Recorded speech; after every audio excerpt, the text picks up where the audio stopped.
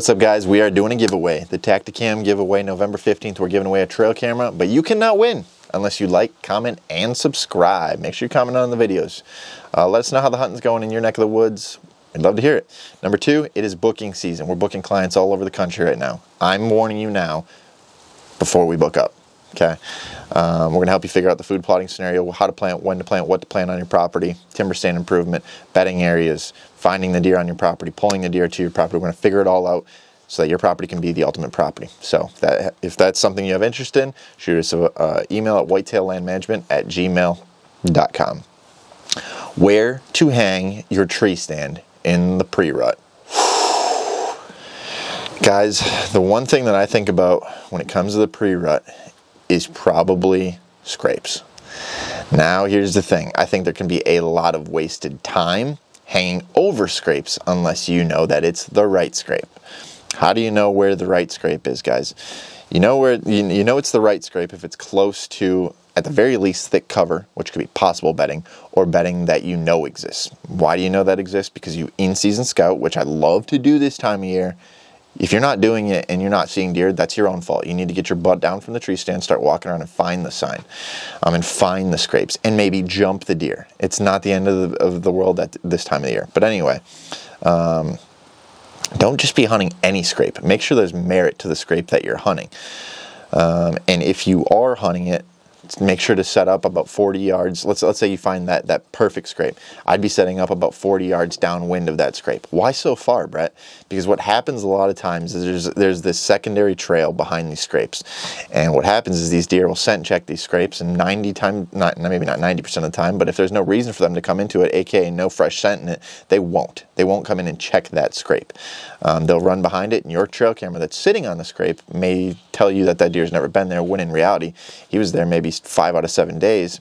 He scent checked it and moved on. So if we're 40 yards away and we pick up on this and we know that deer's in the neighborhood, now he probably J-hooks to about 20 or 30 yards away from that, or down away from that scrape, which is only 10 yards away from your stand. So that's one of the main areas that I'm really focusing on hanging some of my tree stands. So keep it on the downwind side of scrapes. That's pretty simple stuff.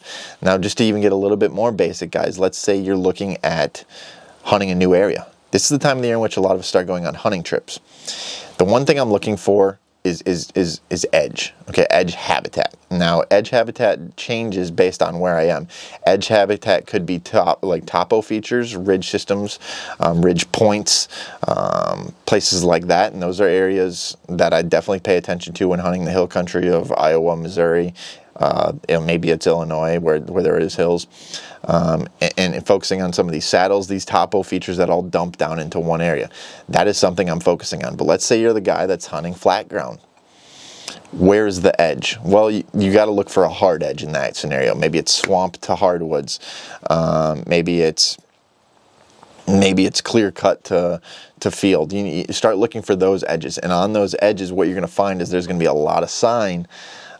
Especially rubs. And it might be nighttime sign if it's on the field edge, but it might be daylight sign if it's back in the cover, back in the timber. So you got to keep that in mind. But look for the edge habitat. That's what I'm getting at, guys. And with the edge habitat, there will be scrapes as well.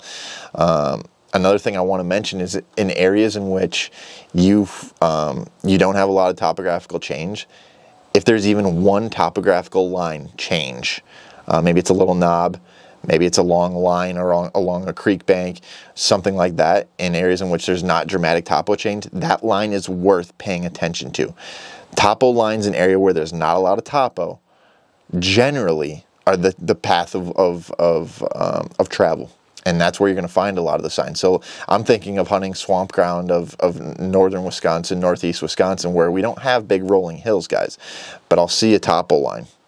And I'll get on that topo line and I'll scout that topo line, and sure enough, that topo line is generally where these deer are spending a lot of their time. So now, once again, I'm setting up on the off-wind side of it, paying attention to my wind direction, accessing from that direction, never crossing up and over those trails, because now, if you cross over that trail and you lay down ground scent on that trail, that doe that comes in before the buck stops. And if you're in a state like Wisconsin or Michigan or some of these higher pressured states, she freaks out. She blows at you and the hunt's over. And that buck that's coming maybe 20 seconds behind her or 20 minutes behind her or 2 hours behind her, might not do that anymore because she's alerted the area and they might go out the back door. So pre-rut really comes down to hunting scrapes, obviously, guys, and hanging on the downwind side of scrapes. But more importantly, to even find the scrapes, you got to find the edge habitat. And in hill country, edge habitat is topographical, but it could also be a hard edge, like field to woods and swamp to hardwoods or whatever it is. So you got two options there. But if you're hunting the flat ground of the world, maybe one topo line that you do see, if any, is worth paying attention to. But otherwise, looking to the hard habitat changes. And look at those areas on your aerial maps. Those are the areas you start traveling to and scouting.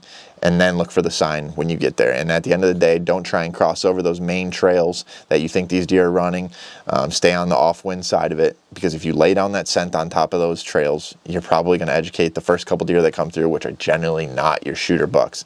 And at the end of the day, if you do that, you're probably not going to get a lot of opportunities at big bucks. So these are the types of areas that I'm looking for on mapping systems or out in the field when it comes to hunting pre-rut bucks.